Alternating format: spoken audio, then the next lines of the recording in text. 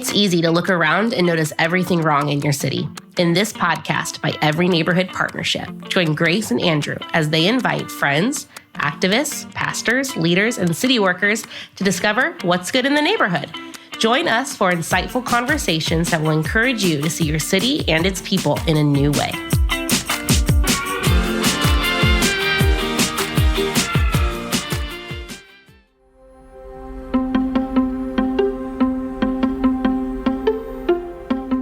Welcome to What's Good in the Neighborhood. We sit down on this episode with Carlos Huerta of the Center for Community Transformation. They're doing some amazing work around job creation, faith-rooted entrepreneurship, and he's just an awesome person and general great human who's thinking about creative ways to take dormant assets, things that churches have, nonprofits, business owners have, and how to turn those into jobs for people.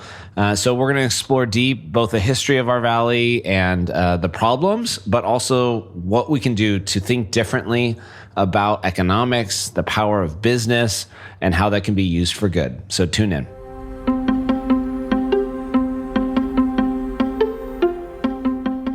Hello, welcome. We are back live in action on What's Good in the Neighborhood. I'm Grace. I'm Andrew. And we are so lucky today to be with our dear friend, Carlos Huerta. Hi, Carlos. Hi, Grace. Hi, Andrew. Good to be with y'all. Glad you're here. Yes, we are still in our drive tour series, talking with people that maybe you heard like a 1 to 2 minute clip from the audio drive tour. And we're going to go a little bit deeper into what they talked about, kind of peel back some layers and have a longer conversation with Carlos around this idea of economic mobility, entrepreneurship, and really getting the church to involve with those things. So thanks for joining us today. Thanks for including me in this. I'm so thankful to be a thought partner in this. Good. We're so excited. Tell us a little bit about you, who you are, and the work that you do, Carlos. Oh, man. So let's see. So my full name's Carlos Huerta, and I am from the little big town of Carruthers, California. Yeah, largest free gate fair in California. It's all about that fair. Yeah, that's it. For those not in the valley, Carruthers does a free fair, so it's a highlight. Absolutely. Our little town of about 1,800 people, very rural. And you grow up son of 2 immigrant parents. Both my parents are from Mexico, single parent household most of my teens. And I think as a place that I love in Fresno, California, it often makes the top of a lot of bad lists. And so I look at my family makeup, and a lot of it was true in my family: teenage pregnancy, drug and substance abuse, mental health issues, gang activity. Like, we are Fresno, California, in my familial makeup. And so, and poverty was true of a farm working family. And I think one of the greatest opportunities I had was to realize that I could run in high school, and it gave me the opportunity to come to Fresno Pacific University to run track and cross country. And God kind of used that to say, there's another call in your life than simply thinking you're fast enough to run on a college team, and God has redeemed that mightily. And so I live, eat, and play and serve here in Fresno, California. I live in Southeast Fresno with my wife, Victoria, and our 2 children, Gabriela, who's 9, and Mateo, who's 4. I think for us, it just being able to be closer to Southeast, where we serve, Fresno Pacific being on the corner of Butler and Chestnut, and my wife working right across the street at Lane Elementary, I think gives us a pretty immediate sphere of influence where we love to partake in. That's cool. So good. Give me a little bit of a snapshot. What do you spend your time doing? Maybe that, like, how did you get there? Like, how did you find yourself in this work? CCT, Center for Community Transformation, is a huge partner with EMP, has been from like very genesis of it. And I don't, we're friends and buddies. And so I don't see that going away anytime. But how did you find yourself in this scope of work? What do you all do at CCT? Oh, man. So just full context. So back in 2012, when this center was imagined, I was still in my undergrad as a bachelor's in social work at Fresno Pacific. And I was introduced to Dr. Randy White, who's the founder of the CCT, along with Jeanette Drena. And I was their first intern. in this very interesting center that kind of took this idea of unlocking the faith community and answering this question that was posed by then Mayor Ashley Swearingen to a summit of faith leaders. And she posed this question asking, what is the role of the faith community in the economic well-being of our city? And if you can imagine, just crickets. There wasn't a lot of response. There wasn't any response. And when we asked the faith community, and remember, this is 2012, what the role of churches in the social well-being or the spiritual well-being, they have answers. But engaging the church in economics was a really confusing one, because there is this school of thought that says, like, we do not want to turn the church into a marketplace. And two, oftentimes there is this, I would say, broken view of business, because oftentimes businesses have exploited people, communities, and systems, even the church at times, where people see business in conflict with doing good for people in God's kingdom. And so how do we redeem that? And how did God design business to be in God's economy, right? And so for us, we're reimagining what that looks like here at the center to say that the church is likely the largest employer in the city if you put all the churches together, which there are more than 600 in Fresno County. A third of those are Spanish speaking, and the economic resources that the church has at their disposal, and not just in terms of money, right, but in terms of resources. Oftentimes, whether it's land, whether it's dormant assets, right, like the church has a role to play in that. And so this idea of, like, what is the country doing to equip the church and engage the church, and reimagining what it is to be a partner in the economic well-being of the valley, the center landed on this idea of social entrepreneurship. Speak to, like, the Fresno context for those that don't know, and even those that live here may not know, like, what are the economic realities of, like, our valley? Absolutely. The economic realities for our valley, oftentimes you will look at research studies from Kresge or Brookings or Urban Institute. And around that time, Brookings Institute found that Fresno had the second highest concentrated rate of poverty across the country, second to McAllen, Texas, of any large metropolitan city of a population of over 100,000 people. Unemployment rates are often double to triple the national average here. We also have a large number of people being released from prison. And one of the realities here, too, is that if people get out of prison with a record, they often don't qualify for nearly 60% of the jobs that are available here in the Central Valley. And though that messiness in our valley, when someone comes back into community and has redeemed their lives and wants to provide for their family, desperation will do a lot to people. So how do we provide an opportunity for them to take the work that God has started in their life and give them an opportunity to do good for community? And so all that to say is the realities in Fresno is, we have 22 concentrated poverty census tracts, which means that more than 40% of the population lives below the federal poverty line in that neighborhood. What does that do, or what does that feel like? Yeah. And even this idea of poverty, right, often is the lacking of resources. We'll see that poverty is directly linked to, if you look at schools, right, underfunded schools and kids reading below grade level and kids not achieving math level. And we know, I know ENP does a lot of work on this reality of the school to prison pipeline, that if kids are not reading at grade level by third grade, they're exponentially more likely to end up in prison. Right. We see things like food insecurity. We see unemployment rates, substandard housing, and the lack of social connectedness. Oftentimes poverty or financial situations end up becoming the reason why there's a lot of brokenness in families and communities, where Dr. Matthew Jackson of Stanford University did this study on social connectedness and often found that people's social connections or ecosystem was the safety net from not falling into a deeper poverty, becoming homeless, not having food on the table, because it was the power of, I think of my mom, right, who had to work 2 to 3 jobs growing up. And she had someone like my aunt who would come and watch us during the day, right? But she had a support network. And if she didn't have that, we're probably home alone. We're probably riding our bikes out in brother somewhere.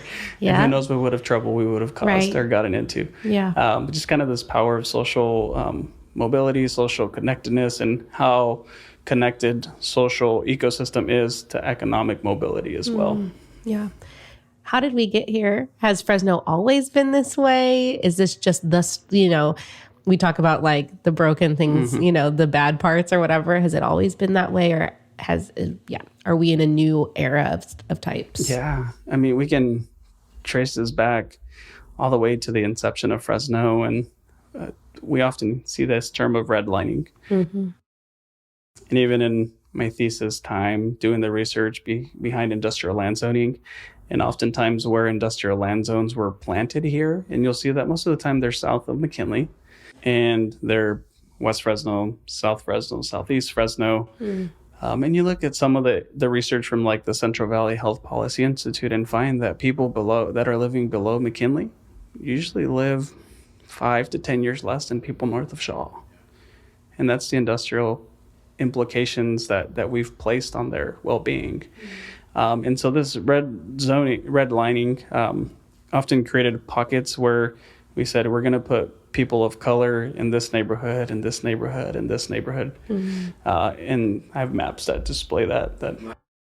The neighborhood I live in the Tower District, historic neighborhood, but it was one of those kind of blocked off and zoned and said, hey, you actually can't sell to Hispanic folks and Armenian folks. They said, for folks from Turkey, but meant Armenians. So it's like literally in the bylaws for the land, they cannot be sold there. For those who aren't familiar with Fresno, we can even put some maps there of some Fresno redlining in our show notes for sure. Absolutely. And so you'll see that historically, like Southeast Fresno has been Hispanic and Southeast Asian, whereas West Fresno has been predominantly an African American community. Right. And you'll see that, as Andrew mentions, like a lot of the bylaws and charters were to say that you cannot sell to people of these races or these colors.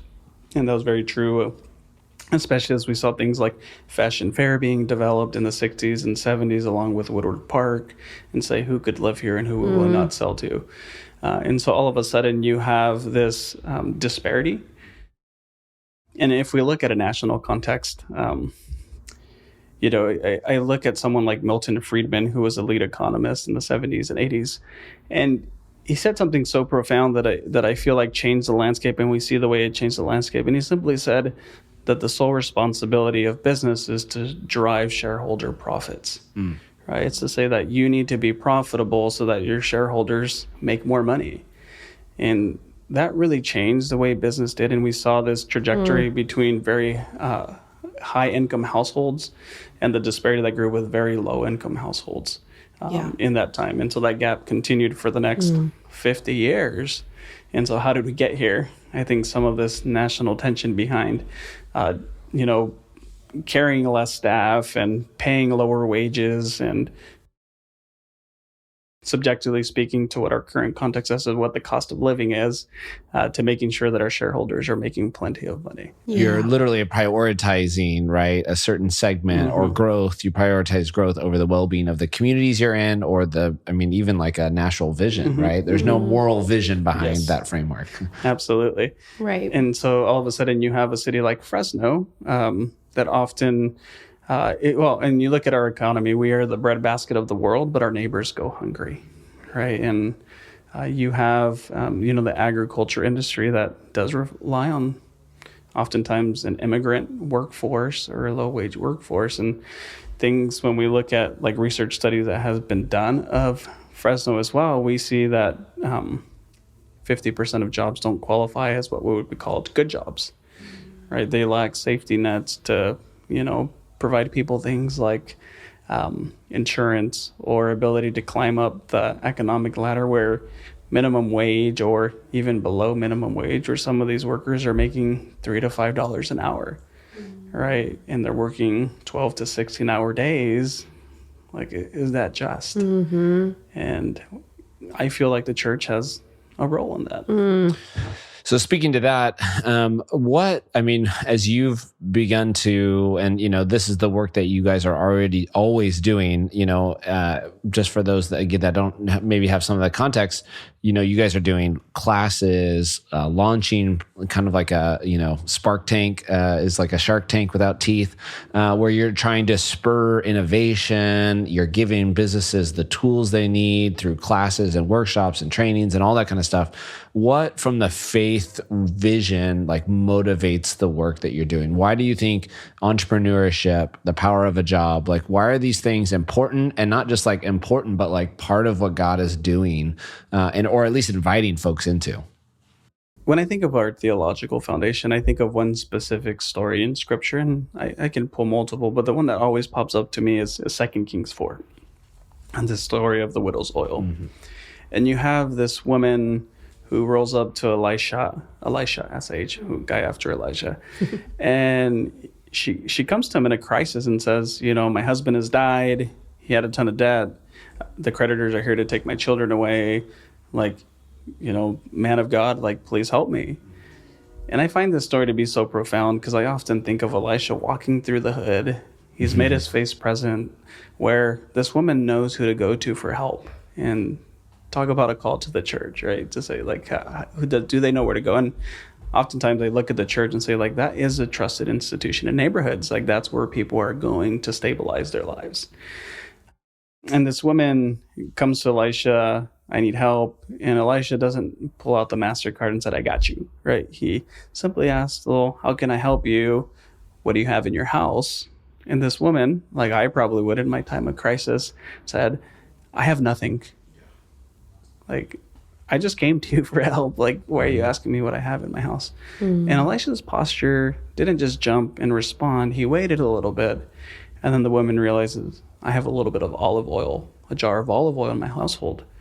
And I look at that and it feels like, all right, what's going to happen with that little bit of olive oil? And then he goes it doubles down on kind of this audacity that I feel like Elisha had. And he goes like, then go talk to your neighbors and tell them what your problem is and ask them for a lot of help. He said, go and ask your neighbors for a lot of jars. And I was like, all right, what do we need all these jars? And it's not like these mason jars that we drink, our Arnold Palmers out of in the summer. Like, it's these big clay jars. And he asked this woman to go collect them. And so in this process, we see that her community, her social network becomes part of her solution to say, we're going to lean in and give you something that we have surplus of. Other translations say something like storage vessels. So I think of like all these Tupperwares that I have under, in my storage. And it's like I have endless ones and a lot of missing lids, mismatched lids. Amen.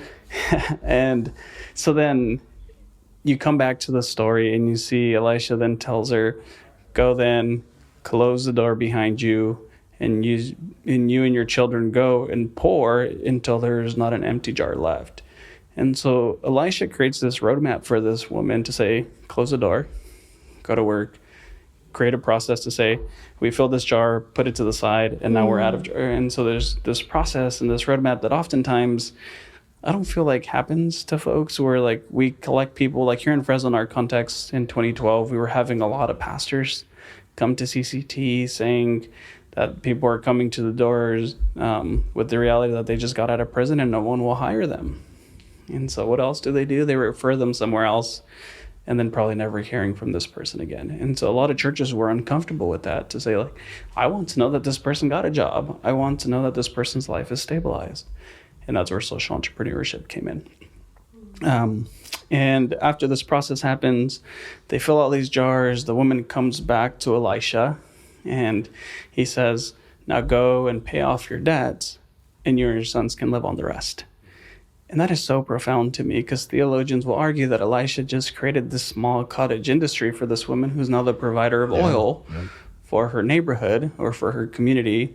And at the same time, he said, she didn't take all these jars and then skip town and go do something else. He's like, you are responsible for this debt.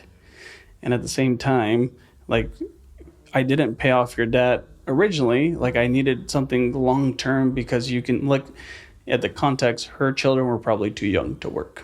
Right? They could pour oil and stuff, but to send them to work to provide this woman probably would have ended up in a similar situation down the road. And so I find that to be so inspiring to the work that CCT does, where I often, having been a social worker in a past life, found families that came on hard times, took out a payday loan, and all of a sudden this payday lender's leeching on their finances, and they're lost their home, they lost their car, and CPS is here to take their 2 children away. Like, that is a very real example of what families go through every day here in Fresno. And so, I know it's a historical story, but it's a very real reality for here in our context. I think what I love, even what you did there, is the scriptures are actually a very, they give us a moral, like you're not going to get, when we go to the scriptures and we want a business plan, you're not going to get that from the scriptures. That's not what they're designed to do. But when you actually look at the scriptures, you do see economics is all over. This is a story from the margins. The scriptures have always gone into communities where there's pain, poverty, brokenness, because they were written from those vantage points. And God had a just economic system woven into the law, right? To the people of the early church. Churches, collecting money for each other, taking care of each other. Churches in Thessalonica going like, oh, Jesus is coming back. We don't got to work. And, Paul's like, no, get to work. Provide for your family, right? Like, you see economics all over, but it's always from this lens of God's abundant capacity to create new things. Like that, I think that vision is what I see you all trying to do, is like, let's reimagine what could be when we care for each other and provide new opportunities for each other. Well, and I think that leads us right into our next question. We've spent like most of the episode, like this is the issues, that we're struggling with. But what's the potential that you see? Like when you drive around town, like what's standing out to you that's like, that right there, like that's a positive? Well, there's been so much work in Fresno to take this reality of like, if we continue to do what we've always done, we're going to end up with more of the same. And a lot of this desperation created this hotbed for innovation where people said, like, we need to do things differently. And I do believe that the church as a trusted institution needs to lead the way, where and we often will work with folks and help them break down help, because when people think of help, most times they're thinking of charity, and think of Maslow's hierarchies of needs, and food, shelter, clothing, housing, safety. But when we do that for a long period of time, I don't think it's just to have the same family in your food pantry line for 2 years. Like, how do we move them out of that situation? And so we would often talk about, help is relief, but we also need restoration or rehabilitation of people's livelihoods, and then this long-term development. And so as we look at long-term development, for us, we're engaging churches to consider, how could you repurpose something dormant like we saw in 2 Kings 4? And I'll use Cornerstone Church, for example. Right? So Cornerstone had this nice coffee shop, which is one of the corner. Stops on the drive tour, right? Yes. Yeah, so people will stop by this and hear a sample. And they had a coffee shop that ran for a few hours on Sundays, but laid empty most of the week on a nice corner lot here near downtown Fresno. And so Vicki Luna, who is the executive director of the Lighthouse Recovery Program, was a volunteer there. And they imagined, what if Lighthouse took over this, ran the coffee shop? Because part of her gap in her home for women coming out of addiction and substance abuse and domestic violence, that part of the continuum of care that was missing was trauma-informed workforce. And so could we create a safe space for women to receive workforce training and be paid, and at the same time the proceeds of the coffee shop would then go to support the Lighthouse Recovery Program? And so part of this process was, we're not just selling coffee, because there's nothing really mission about coffee, right? But the mission is, we need to sell 40 cups of Americanos today to pay for a bed for a woman tonight, right? More, margin, more mission, more margin is what we often look like. And while you're there, you can buy a shirt from her bling company. There it is. Yeah. So she's got a little clothing company too, right? Yeah. Is that what is it called? Yeah, Lightwear. So good. You mentioned Spark Tank, right? So we run this, what originally was this pitch competition for churches and faith-based organizations to bring creative ideas. And part of what we know historically is that Fresno is also the second lowest philanthropic investment city across the country. And oftentimes that's because we are between San Fran and LA, San Diego, Sacramento on the Central Coast. And so when philanthropy looks at California, they're like, they got it. But Fresno's often forgotten, along with Imperial Valley, but focusing on Fresno here. And so we realized that, like, for some people, taking a risk meant next month's rent. It meant food on the table. And so how do we create margin for people to take risk on risky ideas where banks are not funding this at this time? CDFIs weren't really big, and they weren't even considering funding because they were too small and too risky. And so we found money from partners to then reinvest back into these nonprofits to say, I need $3,000 to pay for some equipment and some licensing to help me get started.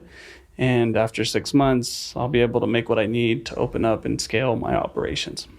And even just really that spark, like I think about it as a spark, right? You guys really are helping ignite an idea that's like, we should do that. Like that is a really good idea. I want to do it. I think it's worth doing, but I don't have the motivation, the challenge. And then you guys also provide like training and resourcing coming into that, right? Absolutely. Yeah. So it's not just, and the money is probably what draws people to us. And I get calls, I was like, I hear you're giving away money for my business. How do I get it? Right? Like, sort of, right? Let's talk a little bit more about what that looks like. But we also have a 2-month accelerator where we often think of it as hand-holding, where we're walking people through legal, marketing, business plan, all the above, feasibility studies to make sure that they can get this business off the ground, specifically through an impact model. So whether it's social or environmental impact. So some people are hiring people with barriers to employment. Others are trying to reduce landfill waste. Some of them are creating clean water in neighborhoods. I'll think of an example last year is we have Inclusion Learning Center, which was this idea of a child care center for children with special needs. And these 3 gals came to us with this idea that there's a long waiting list for children from 0 to 3 who do not receive services before they're school aged. And so by the time they get to school, they've already missed 3 years of meeting their needs. And there's one organization that does this and does really good work, but their waiting list is like 2 years long. Wow. And so by the time someone gets into that process, they're already qualified. Yeah. And so we partnered with Clovis Hills Community Church in North Fresno, Clovis. And on their main campus last week just had their grand opening for their child care center. But you see this big need and this big gap in our city. And, we've been working with them, it feels like now 2 years. But they were able to launch just services themselves for these families through the Fresno Mission City Center. And so you see kind of this need that's present, and people are coming to us with this reality of our tagline is community members, solving community problems through business. I want to name like an elephant, maybe for faith leaders or for pastors or for churches. I think that there's a belief that's not our work to do. They hear you guys, Spark Tank, it's like, oh, that's cool. Yes. That's awesome. We'll write you the check. Absolutely. But you mentioned that like right at the beginning with Ashley, like, how does the church get involved in the hush that went over the crowd? What have you seen change a church's mind, like Clovis Hills, to go, yep, we're partnering with that. And I think we could, us 3 could sit here and talk about like how the churches don't do that. Churches say that's not our mission vision. We're not going to get involved there. But I kind of want to like land and live in this moment of like, what does work? What does switch a church's mind to go, we actually do care about the economic flourishing in our city? Well, I will always say that proximity is the best teacher when it comes to folks experiencing other people's pain points. Like I cannot sit at my office at Fresno Pacific University and imagine what this person in this neighborhood is going through. I will also embrace that criticism will not get us very far without creativity. Come on, say that one more time. Criticism will not get us very far without creativity. It's very easy to criticize the church. And historically, like the church has leaned into social entrepreneurship ventures. I mean, you look, I'm going to throw in something controversial maybe, but so the Guinness, most people know Guinness beer, right? Yeah. But Lord Guinness back in the day used his empire, right, his beer company, to fund things like churches and fund things like hospitals and orphanages through the church. And so it's not something new.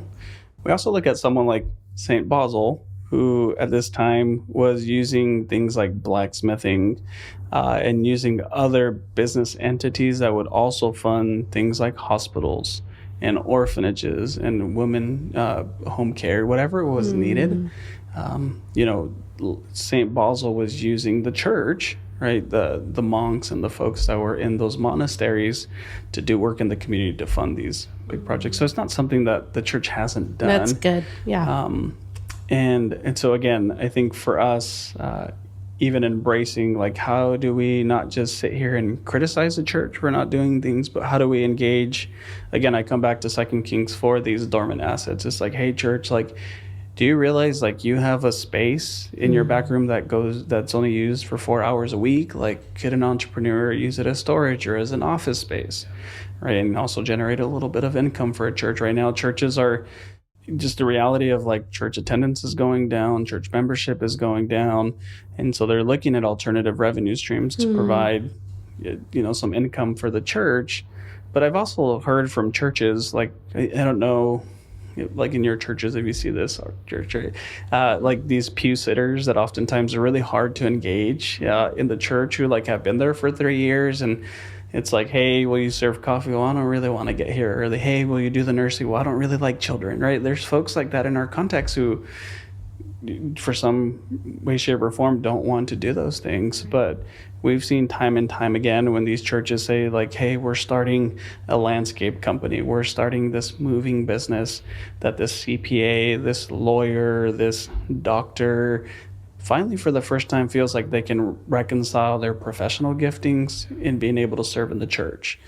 And so for us is unlocking that creativity in the church to say, like, how do we engage people beyond the 2 or 3 things that we usually engage them in? I love that. Well, and the other thing that I think we're in a cultural renaissance that we're waking up to as well is that the church needs to be on the leading edge of creativity, innovation, and even producing stuff that is top quality. So I think what I also hear is, like, would somebody buy the thing that you're offering? Yes. Instead of the church just being like, well, we're just going to take culture from the world, copy it, put a Christian label on it. It's like, no, have the best coffee shop. Yeah. Don't have a mediocre, crappy coffee no one wants. Like, actually think of, like, what do people want to spend money on? People are purchasing they're voting with their dollar, right? So how do we also be on the leading edge of that stuff? And I think you also nailed something that's really important to highlight, is that the culture shift that is coming for the church is, I think we shared this article, is like in the next like 20, 30 years, 50% of churches are going to close. And those physical assets are going to disappear if we're relying on tithing as the only way to sustain our businesses, our churches, right? And so the church has to think about, how do they co-partner with nonprofits? How do they co-partner with a business? Or how do they sell a real estate venture, buy something smaller, but still keep it in the ecosystem? Well, and the Pew Institute has fantastic research on charitable contributions. And they have found that from the Great Depression to about the pandemic, and everything about after the pandemic isn't quite stable enough to have strong research studies, but they found that charitable contributions in the U.S. haven't budged between 9 to 11%. Right? Like, we are this Christian nation that believes in this 10% of tithing, but you have nonprofits competing with churches, and churches competing with foundations, and this large group of folks competing for this ethereal 10%. What if we tapped into this other 90% in the marketplace that, in some ways we could argue some businesses exploit people and systems and neighborhoods and do good as a church? Like, I do feel like the church is part of that awakening. And then to your point is these dormant assets, right? Is how do we unlock those to think of things in different ways for churches to say, like, yes, like, I will open my doors to something I'm not very comfortable with. And to be honest, like, I'll use Fresno Pacific because I serve at Fresno Pacific in seminary. Seminary is great at training pastors, but we also look at higher education around the country, and you have people in neighborhoods that are now pastors in neighborhoods that are saying like serving is so much more complex. Like, don't just show up and preach and teach and provide spiritual counsel. Like, I'm providing wraparound services because that is an immediate need. Yeah. This widow is coming to me every single day with a need. And I can't do it alone. And so it's not to say that seminary doesn't teach these things. It's to say that we need to be rethinking on how we're shaping leaders for the future and how we think about running our ministries as well. I love that. Give us like really practical, on the ground, like what's a first step? If I have a creative idea and I really want to partner with a church, like what could that look like for me? If I'm a church and I'm like, oh, this sounds... I want us to kind of reimagine or broaden our view of social entrepreneurship. What would be my first step? Well, I feel like we have this spectrum that when we pull from Amy Minich's work, she calls her book The Profitable Charity. And I think we go a little bit beyond that. But when we look at the continuum, there's groups that come to us with like this social impact or environmental impact lens, and that's what they really care about. And there's people that are really talented business people. And these business people want to do good for community, and these impact folks want to learn how to do business well. And so regardless of where people find themselves in the spectrum, like I think of churches, a lot of churches these days are asking the question, is it really just to have seen this family for the last 2 to 3 years in my food or clothing line, or I'm still helping this person pay their PG&E bill 8 months later? And we hear churches say like our membership, and especially our older churches, like our membership's declining, our giving's declining, like we cannot keep up with this need at this rate. And I would say if there's churches that are finding themselves in that reality, I would say talk to Brian. We hired this guy named Brian that some people may know. It's my brother. It's his brother. And he's a good guy. Yeah, Brian Fowle's amazing. Shout out Brian. Hashtag Brian.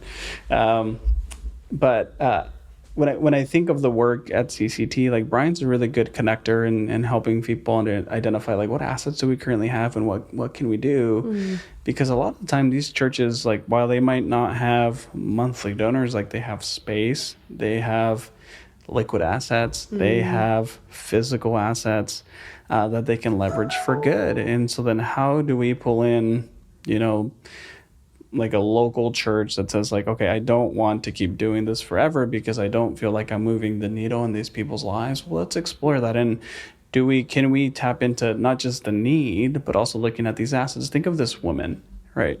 At first she said, I don't have anything. Oftentimes churches are like, I have no idea. I don't have any. Actually, you know what? There's these 2 people in my congregation that are really amazing at this. I think they'd be great thought partners. And taking that and then building a business plan, a feasibility study to say like, that we could do this. And we've seen models like thrift stores and coffee shops. We've seen daycare centers and landscape companies, jewelry stores. Like, I mean, the creativity is limitless. And so for us, it's like, how do we partner with these churches to say, like, let's slow down a little bit? Like, yes, people need help yesterday, but we also got to build things really well. Earlier, we mentioned that, and we will say, like, no great mission will ever make up for a mediocre product. And I think of, like, when I first came into faith, I was turned on to, like, Christian movies, and I, like, lied to myself. I was like, these are, like, the best thing. But, like, I would invite my friends to come watch movies who weren't believers yet, but I was really passionate about evangelizing. And it's like, let's go watch a movie. And they're like, all right, sounds good. Let's go watch a Christian movie. They're like, oh, I don't know anymore, right? And so oftentimes, like I have bought chocolate from churches. I'm like, I'm really excited about it because the mission's great, but the chocolate's mediocre, so I'm probably not coming back, right? I'm glad I bought it that one time, but I'm not. And so you cannot build something sustainable that way. And so to what you said earlier, Andrew, too, is like, how do we make things that are of quality? That's what we're there for. So on your end, you're building a business. This is not going to happen overnight. So it starts with a conversation with y'all. And then there are some kind of like trainings you do offer occasionally that are more like public, folks can sign up. Yep. So we have business plan workshops for social businesses where churches are invited to attend and institutions. And then the pitch competition obviously gives people access to funding. And then if you do receive Spark Take investment, we scholarship them into our accelerator program, which is the 2-month accelerator. However, in the pandemic, we continued to have families and churches say like, hey, people lost their job, they're losing hours, they have a reality to provide for themselves. Social enterprise, cool, but can we just look at starting a immediate mobile need. food vendor? Yeah. And so we started this process called Launchpad. And it's exactly what you think it is. It's just Launchpad or Lilypad, if you will, to getting people off the ground. And in 8 weeks, we want to take someone who has an idea. I often have people say, like, I got my grandma's pie recipe, or I got this really great taco or salsa recipe that I think people would love. And oftentimes they're amazing, right? But they have zero business sense or have thought about business, but don't know how to get, legal permits and form an LLC or an S Corp. There's all these big, what we would call like hidden curriculum or hidden syllabus, whatever you want to refer it to, that people don't tell you about. And so we'll hold people's hands to get legally formed. And our big push in those 8 weeks is to have their first sale. And so with over the last 10 cohorts and the 190 businesses that we worked with, 141 of those have legally formed and launched their business by having had their first sale in those 8 weeks. And that's been our big push. And so bringing Brian on to navigate into just helps us go deeper and double down on the things that we're doing. And a side note and a little bit of a EMP plug here. We are also partnering with CCT on what we're calling the Redemptive Impact Accelerator. And so this is something that we're currently in the process of.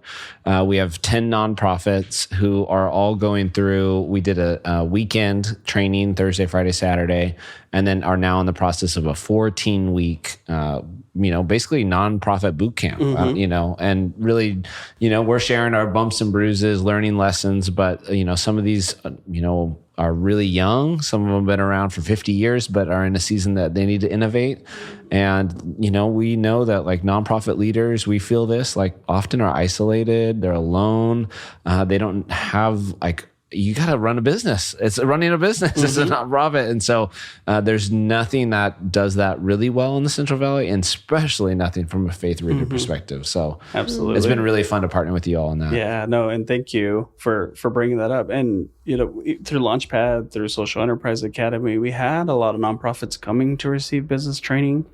But to your point is like nonprofit leaders and board directors and associate directors, they often have these very particular things that they have to care about, like board meetings and grant funding and accounting and finance. And so there wasn't really and we don't aim to be a one-stop shop either, but we try to build the capacity of these leaders to sustain their ministry, continue to find joy at mission, and at the same time build what we would call social capital. I mean, Andrew and I get to partner in this work together, and I'm thankful to call him one of my closest friends in the work, and that makes it really easy to come to Andrew and say, like, today was really hard. Can I bring this to you? And that helps me sustain the work that I do at CCT, because some days are really hard as a leader.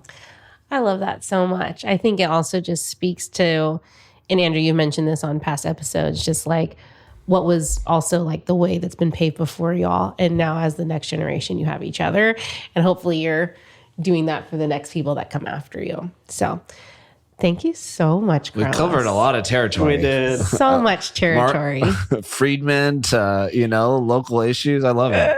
It's great. I love it. Thank you guys so much. Carlos, where can people find you? I know you're a little aloof on the internet. Yeah, this last season has been a little bit more public for me. And I was mentioning to y'all earlier, I was like, I really cringe at putting my face on stuff. And my team's really honoring of that. But a really great way the easiest way to find us is at our website, cctfresno.org.